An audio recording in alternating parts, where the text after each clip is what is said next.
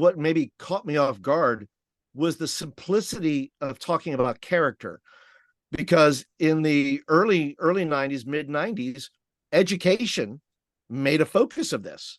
They Yep. they did a whole program called Character Counts. Yep, they Did sure that did. play did that play into this at all, as well as to how it's now playing a factor in Faith Beyond Youth Group?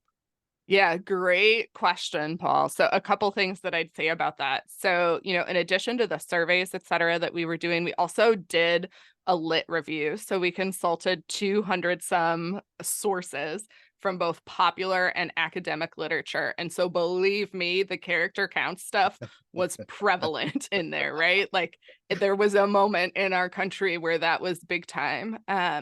And what we saw, if I can paint really broad strokes here for a minute, is that perhaps not directly in relation to that, but it was almost like when that became such a focal point of schools, that churches really started saying, we don't have to worry about that so much because our kids are getting it over here.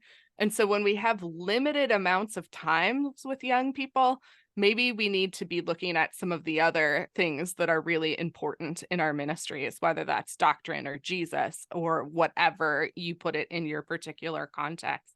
And so there's been a pendulum swing, right, within the churches that have made a lot of people not focus explicitly on character, particularly because, again, in part, but not just directly because of that, but in a lot of places, we look at character formation as behavioral modification.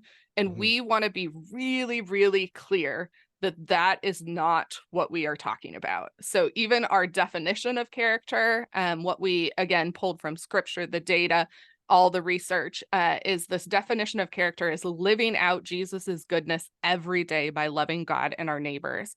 So we wanted to make sure that people understand that when we are talking about character, we are talking about Jesus. It's the way Jesus lived. It's the way that Jesus actually taught his followers to follow him. It's that whole idea that Paul talks about imitating Christ, right? Like we want to imitate Christ so that young people can imitate us and Jesus at the same time.